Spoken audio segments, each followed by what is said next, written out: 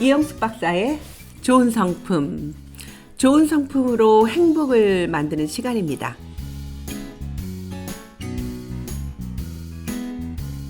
오늘 사실 저는 성품 이노베이션을 할까 아니면 성품 훈계법을 할까 고민하고 있었거든요. 그런데 갑자기 한국에서 연락이 온 거예요. 출판사로부터. 어느 교회가 성품 이노베이션, 성품 치유를 200권을 신청했다고 하시네요. 200권이라 깜짝 놀랐어요. 아마 전 교인 추천 도서로 성품 치유, 성품 이노베이션을 선택하신 것 같습니다. 감사합니다.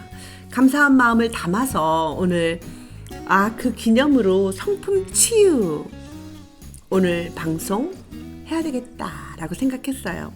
그 중에서 제가 정말 좋아하는 시가 있거든요. 여러분 한번 들어보시겠어요? 교사들 가르치면 교사들이 그 교사 세미나 하면서 이렇게 눈물을 흘렸던 그런 생각 떠올라요. 맞아요. 가르치는 사람이 먼저 내가 얼마나 소중한지 아는 그런 기쁨의 성품이 회복되는 것. 또 우리 부모님들 말이죠. 좋은 부모가 되는 길은 부모님들 안에 있는 아팠던 상처들, 그리고 깊은 열등감, 또 깊은 두려움, 이런 것들을 먼저 치유하는 것이 우리 다음 세대에게 기쁨의 성품을 가르치는 아주 중요한 방법이잖아요. 저는 하나님 아버지가 우리를 어떻게 사랑하셨는지를 생각하면 내 안에 그 어떤 상처가 있어도 넉넉히 그것을 이기고 나갈 수 있다라고 생각하는 사람이에요. 그래서 썼던 글, 사랑하는 아이야 라고 하는 글인데요. 여러분 오늘 이 글과 함께 이 시간 시작하도록 하겠습니다.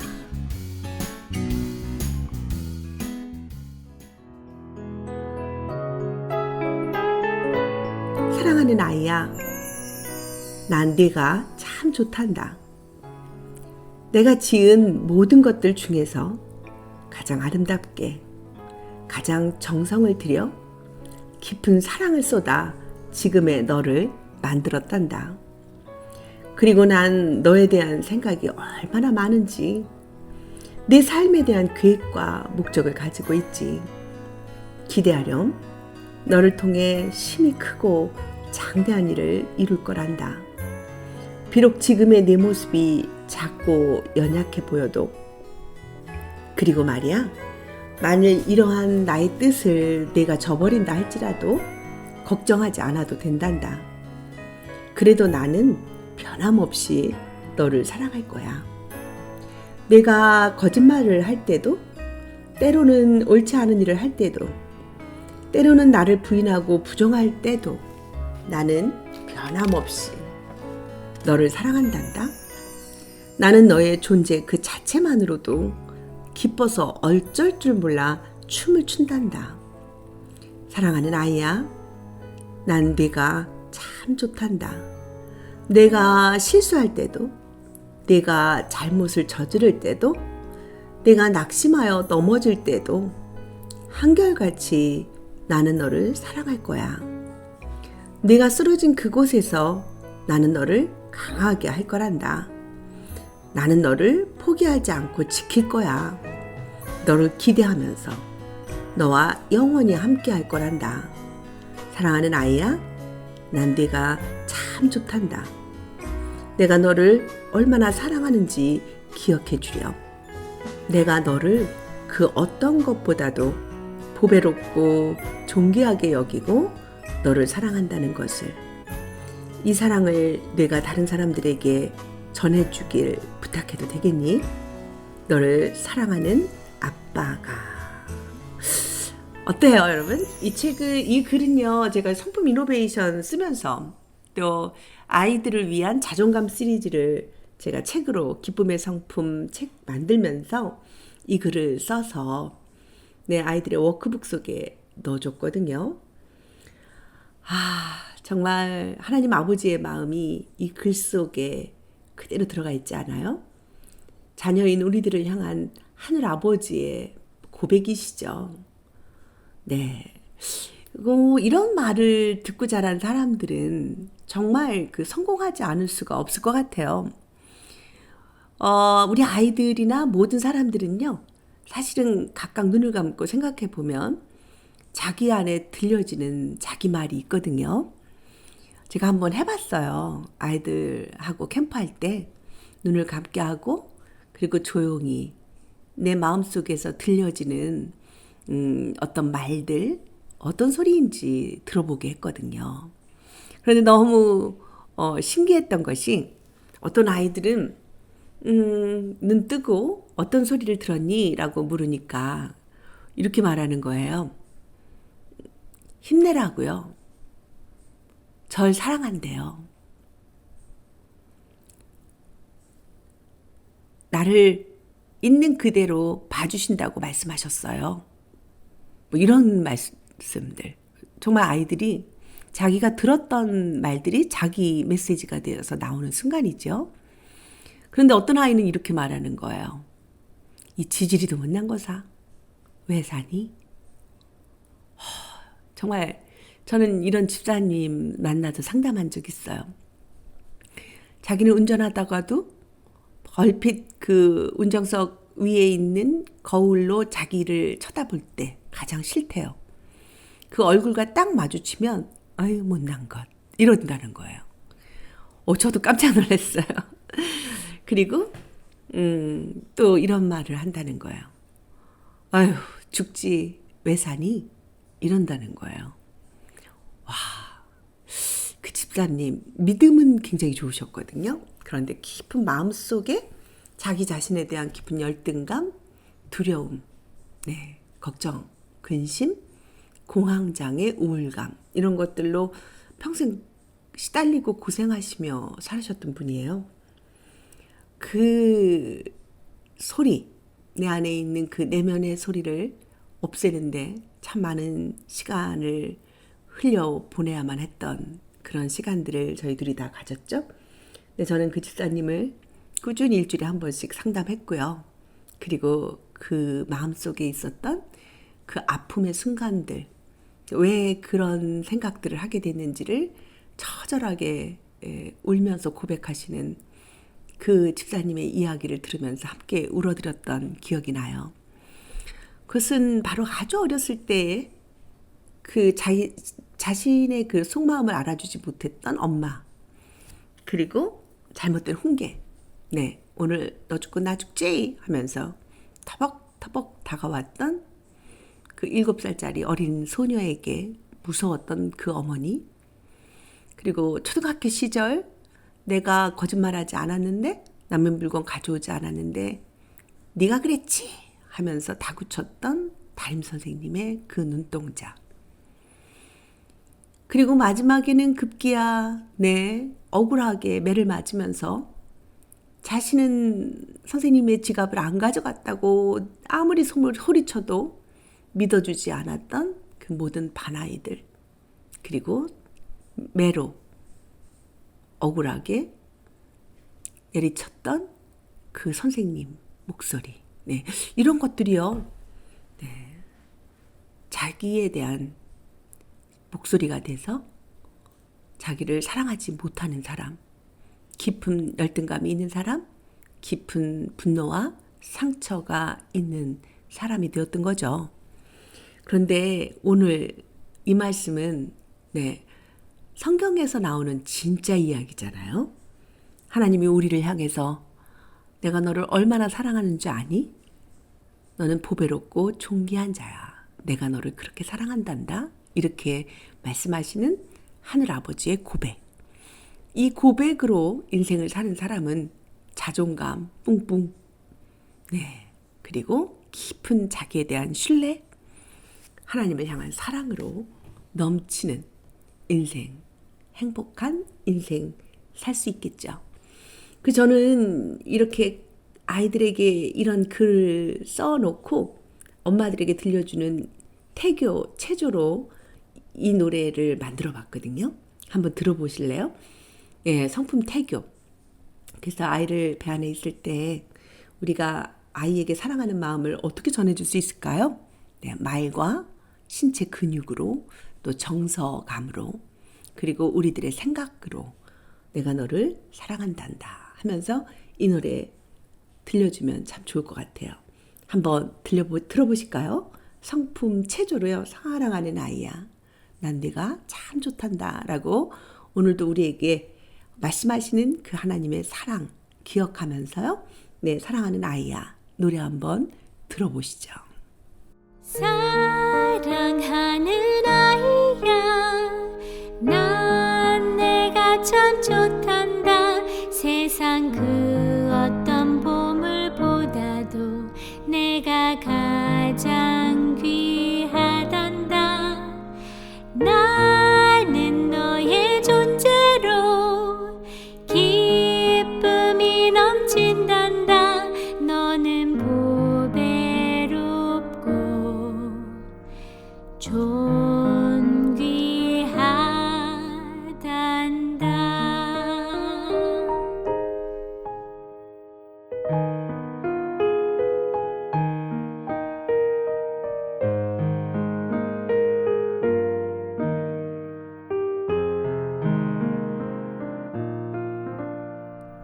나는 너를 포기하지 않아 내가 어떤 모습이라도 내 모습 그대로 환영한단다 온 우주의 신비로움을 다 찾아보아도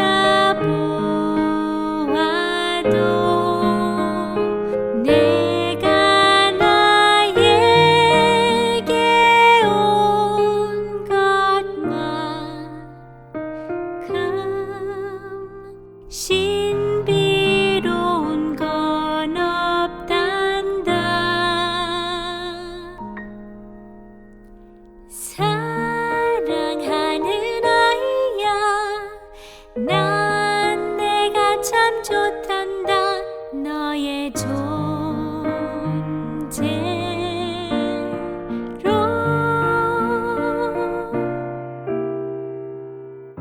사랑한단다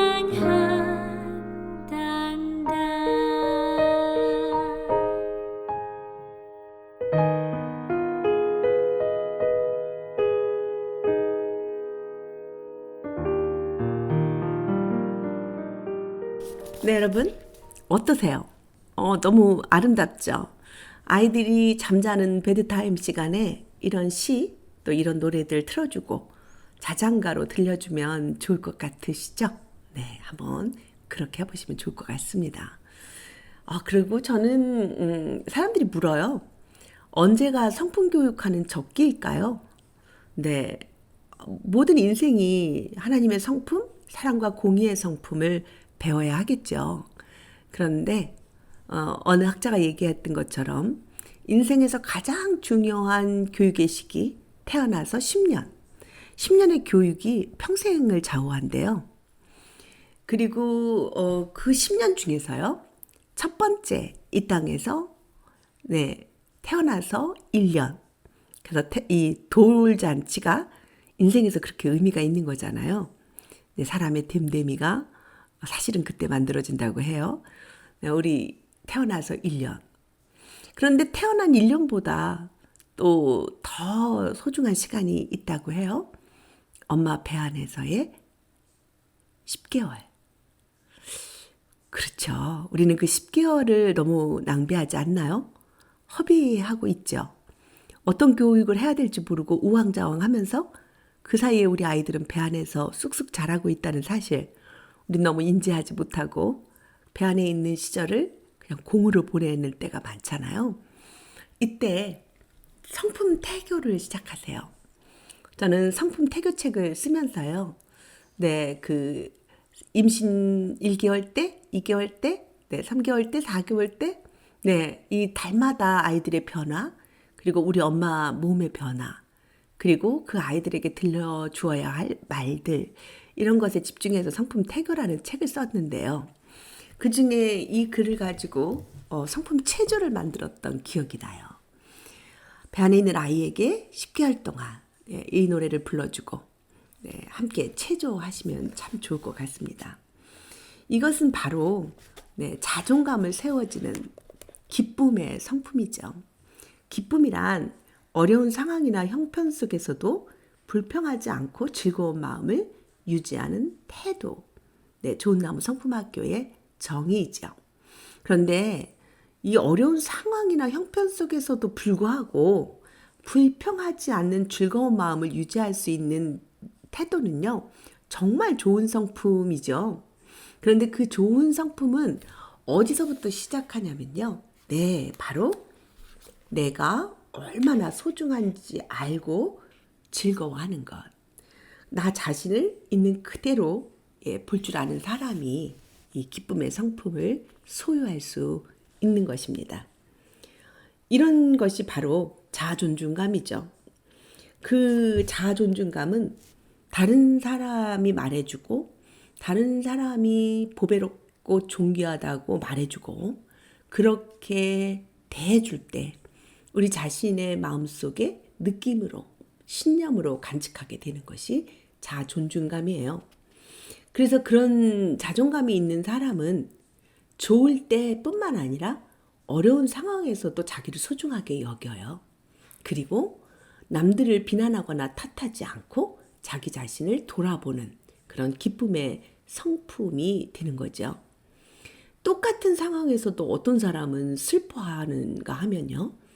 또 어떤 사람은 정말 그 상황에 처한 사람이 맞는지 의아할 정도로 기쁨의 태도를 유지하고 다른 사람에게 힘과 용기를 주는 사람이 되거든요.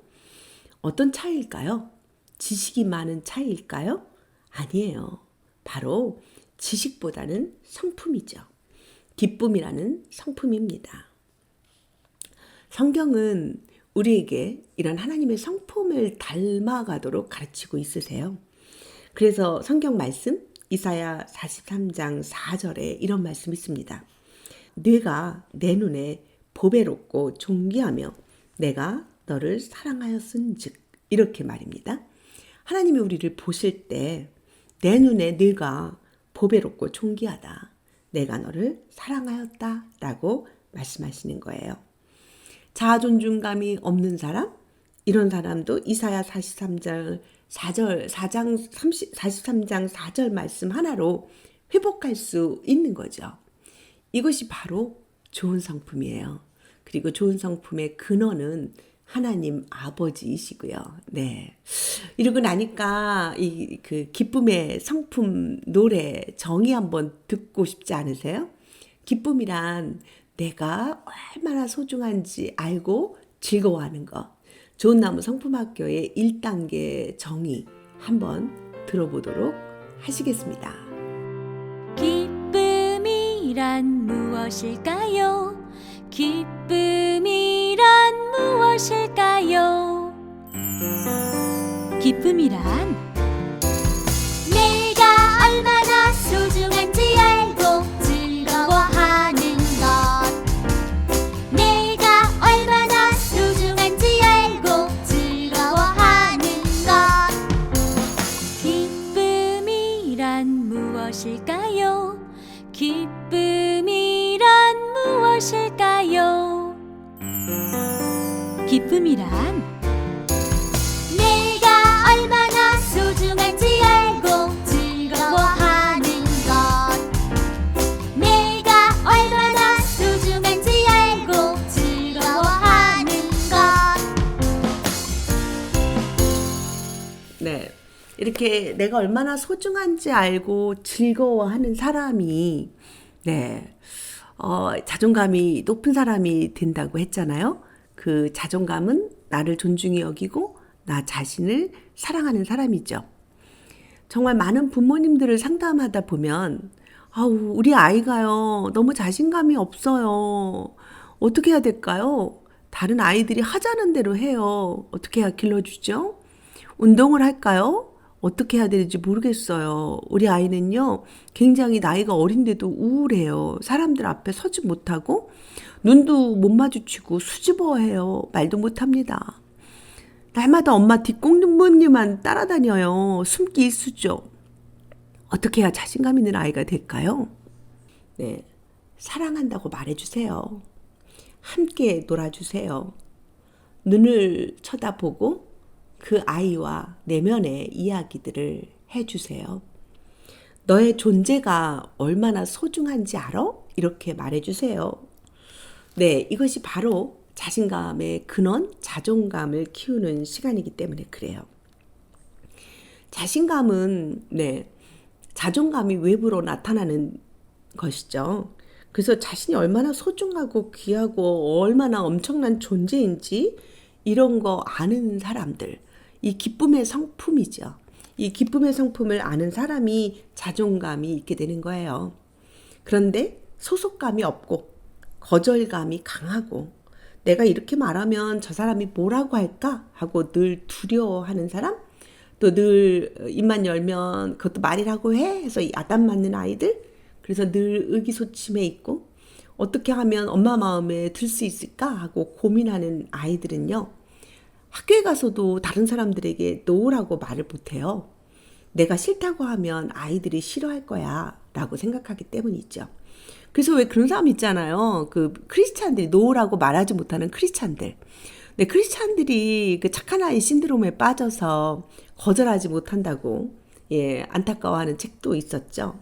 그래서 우리는요, 이런 경험들이 모여가지고 어른이 된 후에도 그런 모습들이 남아있게 되기 때문에 성품을 다해서 하나님 사랑하듯 하나님이 나를 그렇게 사랑하신 것을 인정하고 인지하는 것, 이거 아주 중요한 일인 것입니다. 그러고 보니까 우리 아이들에게 이 기쁨의 성품만큼 가르치는 것 정말 중요하다고 생각이 드시죠? 네.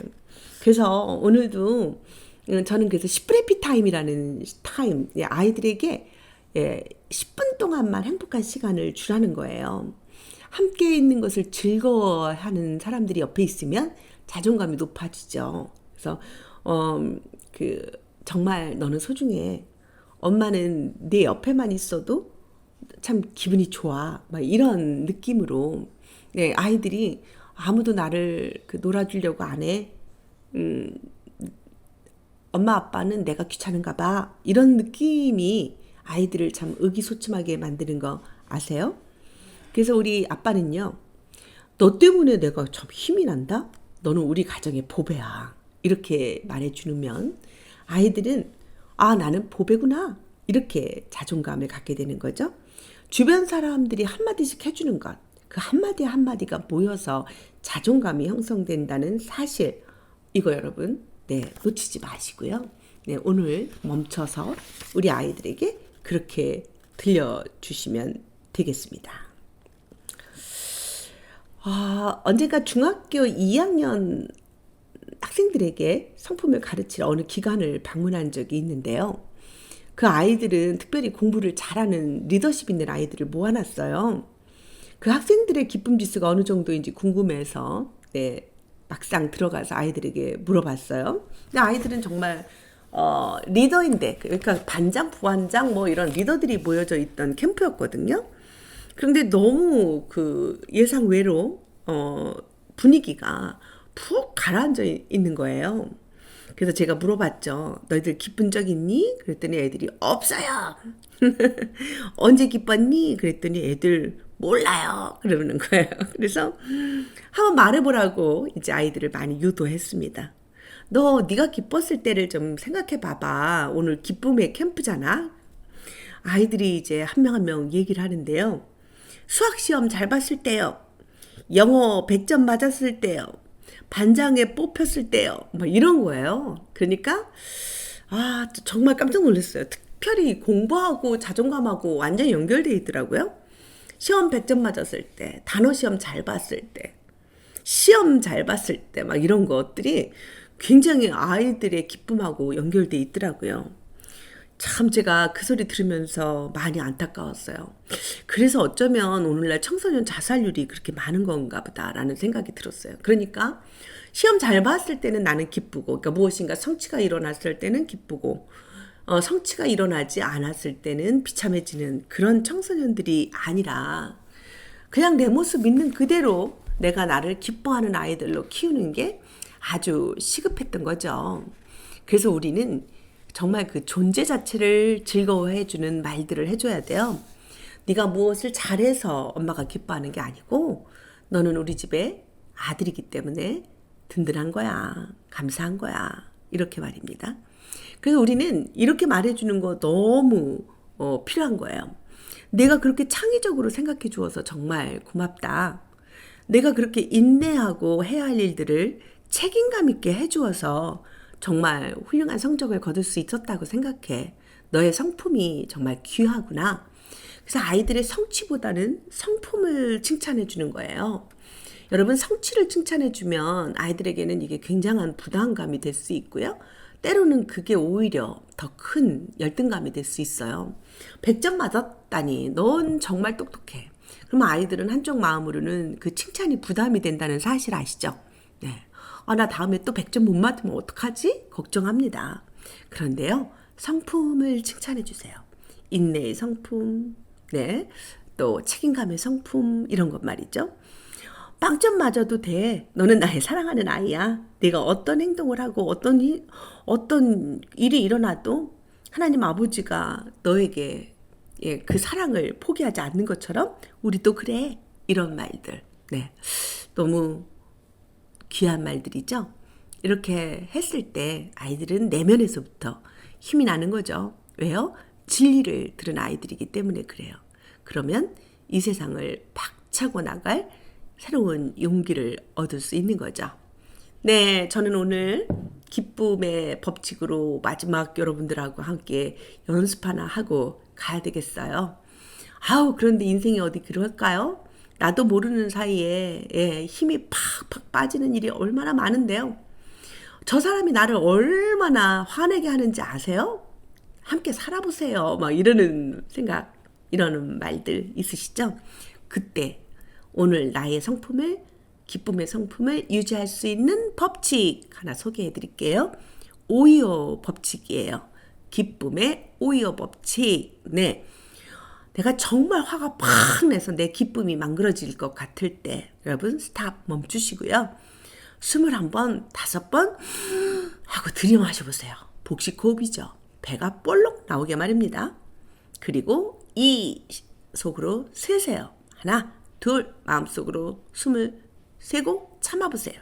그리고 오, 숨을 천천히 5번 내쉬세요. 그러니까 5번 들이마시고 2번 참고